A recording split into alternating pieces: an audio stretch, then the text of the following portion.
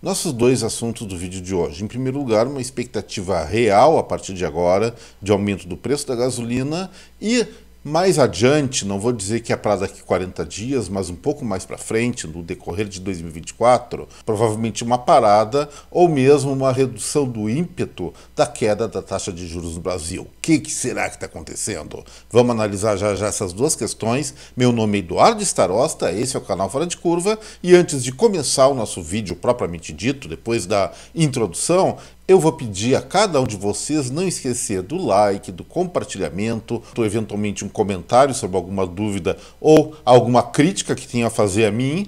E as pessoas que estão assistindo Fora de Curva pela primeira vez, eu faço meu convite para inscrição no canal. Agora sim, vamos para o trabalho, gente.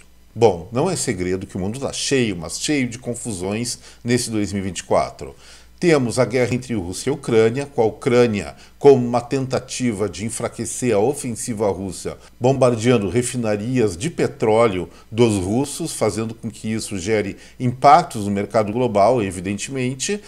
E também uma notícia que saiu semana passada da China, eventualmente voltando a ter taxas de crescimento econômico bem acima da média mundial. Isso aí, no âmbito do nosso tema central, que é petróleo, reflete no que é? Aumento do preço do ouro negro do mercado internacional. Isso já está sendo sentido, gente. Se nós pegarmos o preço do petróleo Brent, que é o mais chique que tem, de melhor qualidade, no início de fevereiro passado, a cotação estava a 77 dólares e 33 centavos o barril.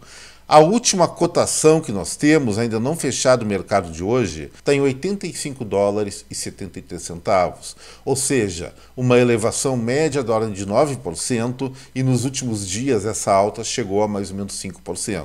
Temos sim então o viés de alta do petróleo no mercado mundial. E por que isso interessa a gente? Evidentemente porque a Petrobras, a nossa estatal, faz parte do mercado mundial e apesar de não estar seguindo a velha metodologia de paridade com os preços praticados no exterior, isso importa sim e já existe de 6 meses para cá uma defasagem em torno de 18% no preço da gasolina.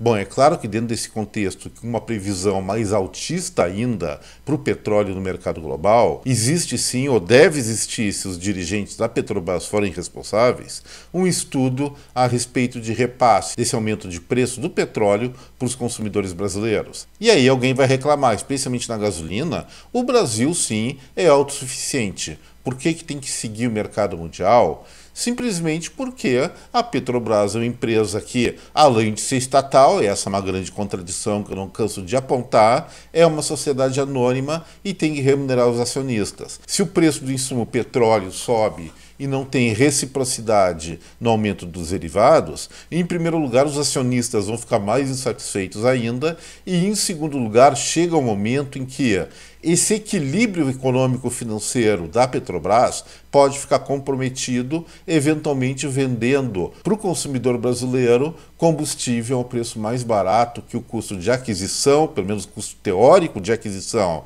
do petróleo e sua transformação nos derivados. Aí a estatal entra no prejuízo e quem paga esse prejuízo, na verdade, são os contribuintes. Então isso não pode acontecer. Mas o que poderia acontecer então? Primeira opção, que é o que a empresa deve estar pensando nesse momento, um aumento da ordem de 60 centavos por litro do combustível o quanto antes. Isso aí sanaria a defasagem atual, que pode vir a aumentar ainda mais, acho que vai aumentar pelo contexto que eu estou enxergando no mercado internacional, mas ao nível do consumidor significaria, para quem consome mais ou menos 100 litros de gasolina por mês, ou seja, 2 tanques, um custo adicional de R$ 60 por mês ou R$ 720 por ano. Não é pouco dinheiro não, gente. Vamos botar no orçamento R$ 720 ao cabo de 12 meses, pode pagar diversas contas, até, eventualmente, mais do que um rancho mensal. Então, quais seriam as outras alternativas de não subir preço, mas manter uma viabilidade econômico-financeira da Petrobras?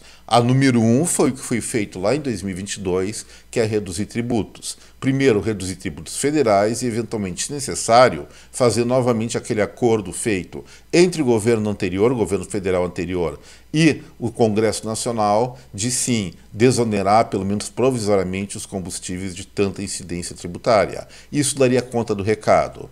não querem, os estados não querem abrir mão de receita tributária, assim como a União, existem sim outras alternativas. Talvez a mais imediata seria fazer uma espécie de auditoria para melhorar a eficiência executiva da Petrobras. É uma estatal gigante que nunca teve, ou pelo menos nos últimos anos não teve, uma reforma administrativa pelo menos relevante, e isso sempre é bom fazer em qualquer empresa, especialmente as de grande porte, porque ao longo do tempo elas vão acumulando muitas ineficiências, especialmente nas atividades meio, e isso acaba encarecendo no final o preço ao consumidor.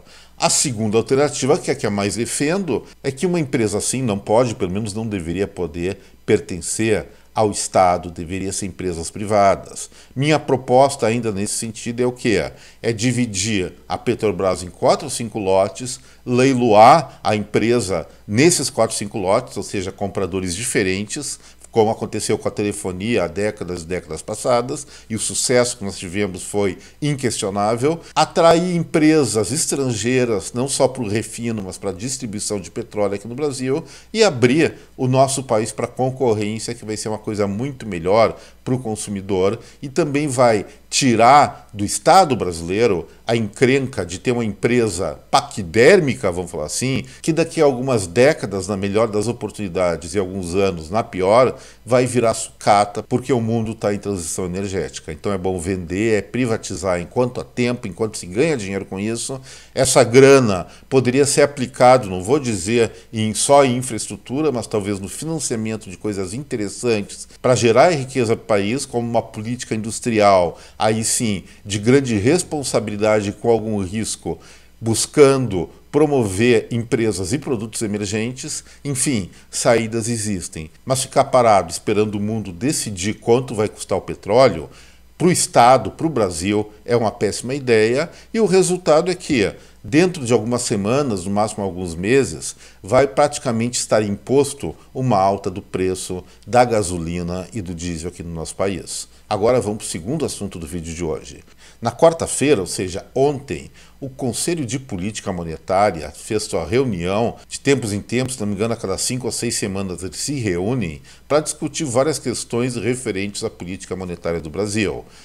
E também para decidir qual vai ser a taxa básica de juros. Conforme eu conversei com quem me assistiu na segunda-feira, no quadro que vem por aí, a maior chance seria realmente de uma queda da Selic de 0,5 ponto percentual, mas eu considerava possível, dentro do quadro que nós estamos vivendo agora em março de 2024, de uma retração um pouco mais modesta de 0,25 ponto percentual ou deixar a taxa de juros estável. Por que eu falei isso? Simplesmente porque, pelos dados do IPCA, que é a inflação oficial brasileira, de fevereiro, houve uma aceleração muito grande na alta dos preços. Lembrando, em janeiro a inflação ficou em torno de 0,4%, em fevereiro passou a 0,82%, se não me engano, ou seja, praticamente dobrou. Isso não é normal, não houve um problema específico centrado num grupo de consumo que determinasse isso, e sim pressões inflacionárias em 5 dos 9 grupos de consumo, o que é muito sério.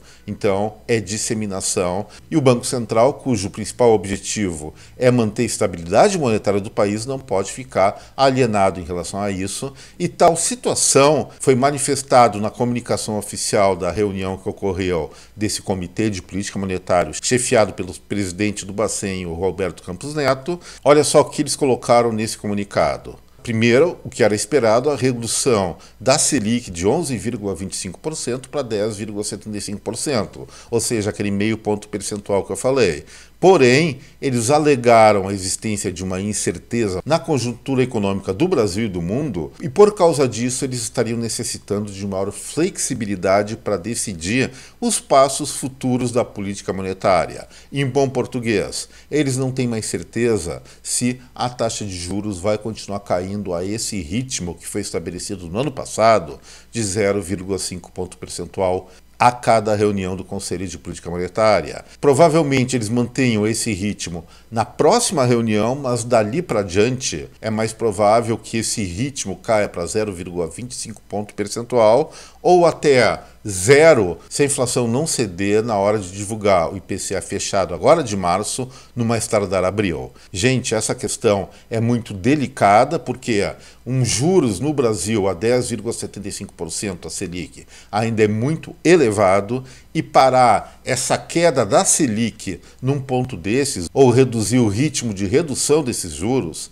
é uma coisa que não vai cair nada bem para a economia brasileira. Nós estaríamos operando, dado uma inflação de 4,5% em um ritmo mais ou menos adequado, com uma Selic, taxa básica de juros, como eu falei, ao redor de 7% já estaria mais ou menos adequado. Acima disso é problemático, o investimento fica comprometido. Vamos olhar com carinho essa questão, porque isso pode decidir nos próximos trimestres e até anos o futuro do desempenho da nossa economia. Gente, o que eu tinha para falar hoje era isso, espero que vocês tenham gostado do vídeo. E aí, relembrando, se gostaram, não esqueçam do like, do compartilhamento desta película com a sua rede de contatos. E as pessoas que estão assistindo o canal Fora de Curva pela primeira vez, eu faço meu convite para inscrição. Um forte abraço a cada um de vocês, deixo aqui meu até breve. Tchau, gente!